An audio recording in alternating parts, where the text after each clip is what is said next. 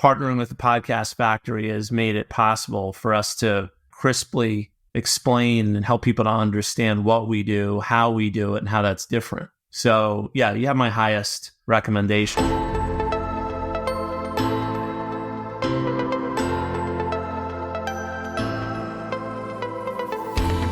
Matt, it's so good to be speaking with you. Thank you for taking the time out to rap with me. Are you ready to jump into this? Yes, I am. All right, brother. What was the obstacle that would have prevented you from starting your podcast? A concern I had going into this was there are a lot of people who have podcasts, and I didn't think that a podcast in and of itself would differentiate me and what I do.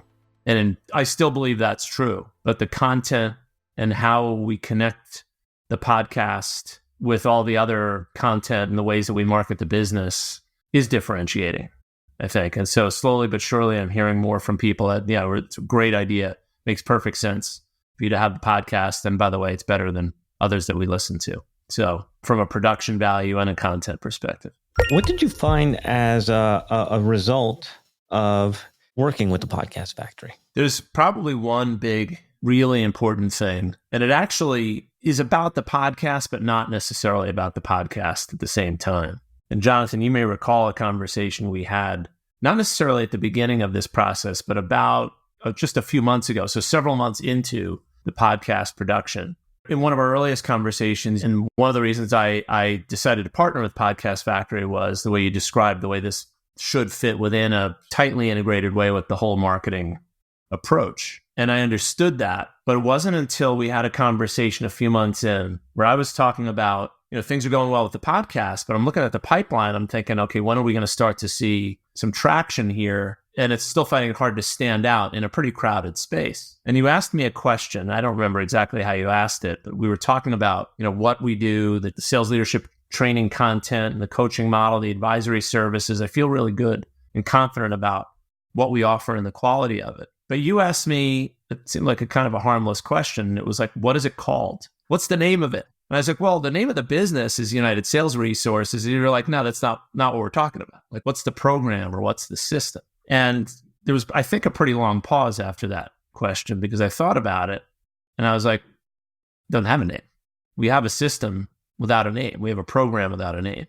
So the biggest kind of point of learning and the most important part of the experience so far, and we'll remain committed to the podcast as part of our approach going forward because of it, is we've got a name now. More than just the business name, more than Matt McDarby. Useful, like people know who I am. But now people know that what we offer is the sales leader's operating system. And I tell people that, and even people that don't really know that much about what we do, they're like, oh, okay, I can totally understand what that is. Right? So the irony in all this is I come from, before I started my business, I worked for a company that was known for spin selling. It's like it's the gold standard. Everybody knows what that is, even if they don't really know what it is. Right? And so I remember what it was like selling for that business and how clear we were and how clear our customers were about what we did for them. And it was mainly because we had a name for it. And it's such an obvious thing. It's like, it's kind of a duh moment, 14 years into the business, right? And we've got a program without a name. But I think that's the key takeaway. So with the Podcast Factory, it's not just about podcast production. You can get that from anyone. You can do it yourself. But do you have a partner that's helping you think through your whole strategy, where podcasting fits in, and what's your message? And that's really what I've been getting. I think this next question kind of lines up with that. What would you say has surprised you most about working with us? I think it's the marketing expertise, the marketing brain behind it. That's most surprising. I went into this thinking I probably was going to have to figure some things out from a marketing strategy perspective. And that was scary and remains so for me because I'm not a marketer. I'm a seller. I'm a leader of sellers, but at my core, I'm a salesperson. I don't necessarily look at products and names and like the way a marketer does. So I think that's the biggest piece for me. And there may be people listening to this who think, yeah, but I'm a marketer. I'm like, yeah, I think you need to the point is have another set of eyes and ears and somebody who really tries to understand what you want to achieve. And that's the thing that I've been getting from the Podcast Factory and you specifically. What, any specific feature that you like most about working with the Podcast Factory? Aside from what I've already said on the kind of marketing strategy and the advice and the guidance, I think the other thing is the kind of the ease of production. I really am just the talent. So I outline episodes. I record episodes, whether it's just me or it's me interviewing someone else. I don't have to be a technician. I upload these episodes and the team takes it away. And everybody that sees an episode and comments on the professionalism should know it's, I couldn't possibly do it on my own. There's just no way. Not enough time. Couldn't do it. So I think that's one of the other big keys for me. If you had to pick, what would you say are the top 3 benefits that you have received from having your podcast and working with us? Top 3 benefits include I'm getting my point of view, my voice out there in a way that is not only different from the books that I've written and the blogs and all the other content I've created, but is up to date. It's my current thinking, my latest thinking. You write a book, publish it in 2017, like my first one. There's things I would go back and rewrite or say in a different way now. With a podcast, it's a little closer to real time. People are clear about my current take on things. So I'd say that's number 1.